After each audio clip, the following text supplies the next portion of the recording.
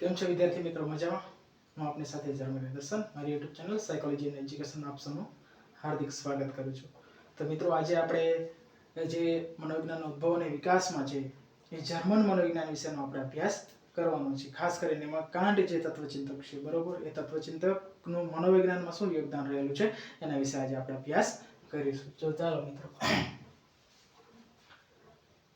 બરોબર, એનું નામ આપણે જોઈએ તો જર્મન મનોવિજ્ઞાનમાં ઇમાન્યુએલ કાન્ટ, બરોબર, એટલે કે એનો શું મહત્વનો રોલ પ્લે અથવા તો યોગદાન રહેલું છે. તો એના વિશે વાત કરીએ તો ખાસ કરીને જોવા જઈએ તો જે બાબતો એને મહત્વની મનોવિજ્ઞાનમાં દર્શાવેલી છે, અન્ય વાદોની સ્થાપના કરી અથવા તો વિરોધ કર્યો, અન્ય મનોવૈજ્ઞાનિકો સાથે કેવા તાલમેલ સાધ્યો કે વગેરે જે બાબત છે તે અહીંયા આપણે પ્રસ્તુત કરેલી છે, એને આપણે સમજવાનો સ્ટેપ બાય સ્ટેપ પ્રયત્ન કરીશું. તો ચાલો, પહેલી બાબત છે કે તત્વજ્ઞાનથી મનોવિજ્ઞાનને અલગ રાખી વિચારણા કરી.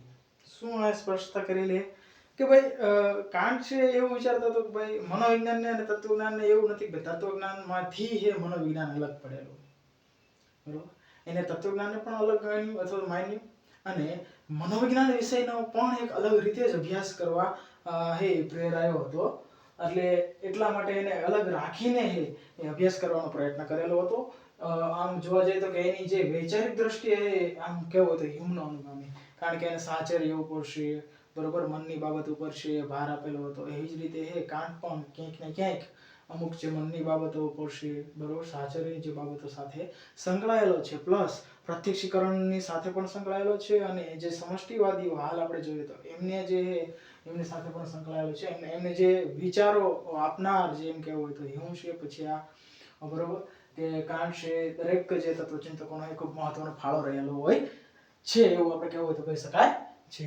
ત્યાર પછી એને જે બુદ્ધિવાદીઓ હતા, બરોબર, એમનો શું કર્યો? બુદ્ધિવાદી મનોવૈજ્ઞાનિકો હતા, એમનો વિરોધ કર્યો કે ભાઈ બુદ્ધિવાદીઓ શું કહેતા હતા કે ભાઈ ખરેખર કોઈ અમુક બાબત છે, દાખલા તરીકે મન જેવી બાબત છે એવો અમુક સ્વીકારતા હતા, અમુક નતા સ્વીકારતા, કે એ જે બાબત છે અમુક આત્મા તરીકે સ્વીકારતા હતા, બરોબર, અમુક ચેતનાના અભ્યાસ તરીકે સ્વીકારતા હતા, અમુક છે તે અમુક સાહચર્યના સંદર્ભમાં સમજવાનો પ્રયત્ન કરતા હતા.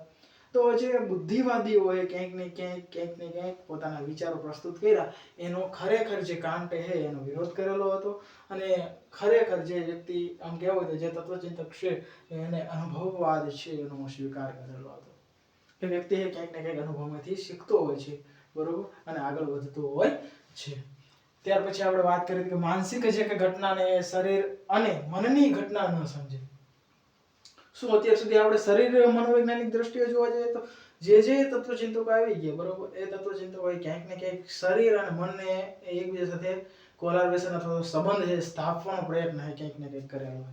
પણ અહીંયા કાન્ટે કંઈક અલગ વિચારણા કરી મનોવૈજ્ઞાનિક દ્રષ્ટિકોણ. એને એવું કીધું કે મન અને શરીર વચ્ચે કોઈ પણ પ્રકારનો સંબંધ નથી, અને કોઈ પણ પ્રકારની માનસિક જે પ્રક્રિયા કે ઘટના થાય તો એની સાથે કોઈ પણ પ્રકારનો એનો એ સંબંધ રહેલો હોતો નથી. એ જે ક્રિયા થાય ક્યાંક ને ક્યાંક અમુક પ્રકારની જે આપણને સંવેદનાઓ થતી હોય છે, એ સંવેદનાઓને આધારે આપણને ક્યાંક ને ક્યાંક આપણને જ્ઞાન છે પ્રાપ્ત થતું હોય છે.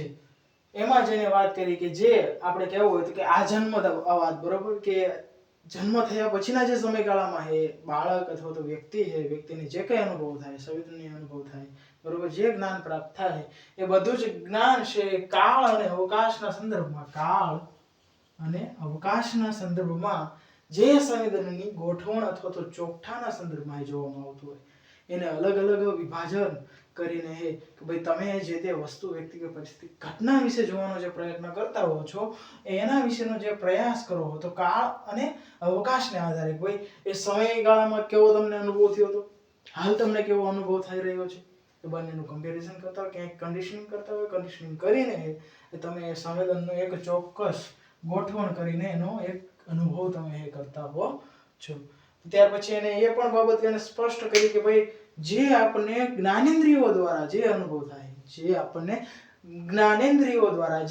થાય, પ્રકૃતિક અથવા તો પ્રાકૃતિક વાતાવરણમાં આપણે એમ થાય કે ભાઈ આ વસ્તુ રે સફેદ છે, આ છે લાલ છે વગેરે, આપણે એમ કહેતા કે આ વસ્તુ વાસ્તવિક છે. ના, એ વાસ્તવિકતાના જે કંઈ ખ્યાલ છે એને કહેવાય ને આમ નિષ્કાસિત કર્યો અથવા તો એને અસ્વીકાર કર્યો કે ભાઈ પ્રકૃતિમાં હોય તેવી વસ્તુઓ એ દેખાતી હોતી નથી. ઘણી બધી વાર એવું થાય જ છે. જસ્ટ ફોર એક્ઝામ્પલ લઈ શકીએ વૃક્ષ. રસ્તા પર ચાલ્યા જતા તો આપણને મૂંઝવણનો અનુભવ થાય છે, બરોબર.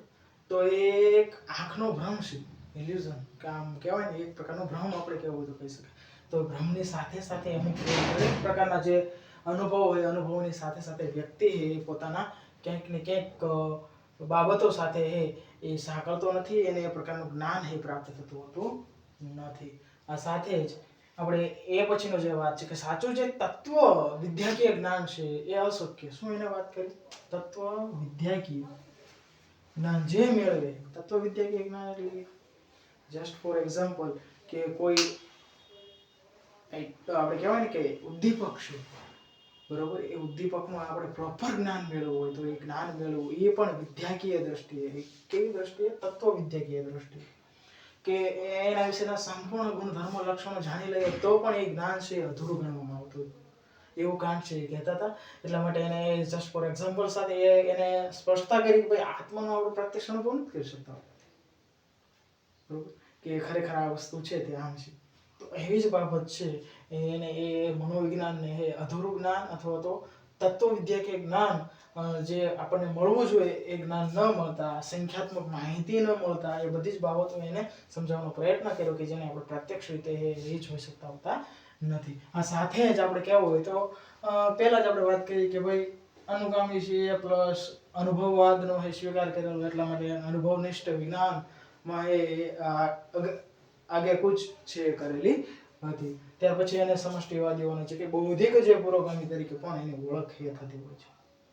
જે કે સમષ્ટિવાદીઓના બૌદ્ધિક પુરોગામી એટલે એને ક્યાંક ને ક્યાંક કાળ, સમય, અવકાશના સંદર્ભમાં સાહચર્યના સંદર્ભમાં, પ્રત્યક્ષીકરણના સંદર્ભમાં ક્યાંક એ માર્ગ ચીંધવાનો પ્રયત્ન એને કરેલો છે. તો મિત્રો આજે આપણે આ પછીના જે લેક્ચરમાં એ પછીના લેક્ચરમાં પણ, બરોબર, જે બે અન્ય તત્વચિંતકો જર્મન મનોવૈજ્ઞાનિકો એનો પણ આપણે અભ્યાસ કરીશું. જો મિત્રો તમને આ વિડીયો ગમ્યો હોય તો લાઈક, શેર અને સબસ્ક્રાઇબ કરવા વિનંતી. Thank you.